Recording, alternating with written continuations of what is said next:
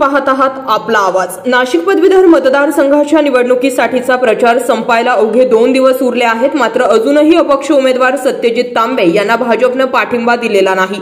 त्यामुळे या निवडणुकीचं सस्पेन्स वाढलंय। भाजप तांबे यांना पाठिंबा देईल असं सांगितलं जात असतानाच भाजपमधूनच आता तांबे यांना पाठिंबा देण्यात जोरदार विरोध होताना दिसत आहे।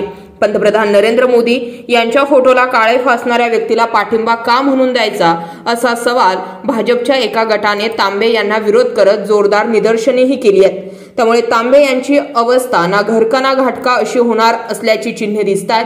सत्यजित तांबे यांनी नाशिक पदवीधर मतदारसंघातून अपक्ष उमेदवारी अर्ज भरल्यानं चुरस निर्माण झाली होती। उमेदवारी अर्ज भरल्यानंतर तांबे यांनी भाजपसह सर्व पक्षीयांना पाठिंबा देण्याची मागणी केली होती, परंतु अद्याप भाजपनं अधिकृतरित्या सत्यजित तांबे यांना पाठीशी ताकद उभी केलेली दिसत नाहीये। येत्या 30 जानेवारीला नाशिक पदवीधर मतदारसंघाच्या निवडणुकीसाठी मतदान होणार आहे। त्यामुळे भाजप शेवटच्या क्षणी आपले पत्ते उघड करून सत्यजित तांबे यांना पाठीशी ताकद उभी करेल असं बोललं जातंय। या पार्श्वभूमीवर सुजय विखे पाटील यांचं वक्तव्य सूचक मानलं जातंय। भाजप नाशिकमध्ये कोणाला पाठिंबा देणार असा प्रश्न सुजय विखे यांना विचारण्यात आला। त्यावर सुजय यांनी म्हटलंय की हा निर्णय पक्षश्रेष्ठी घेतात।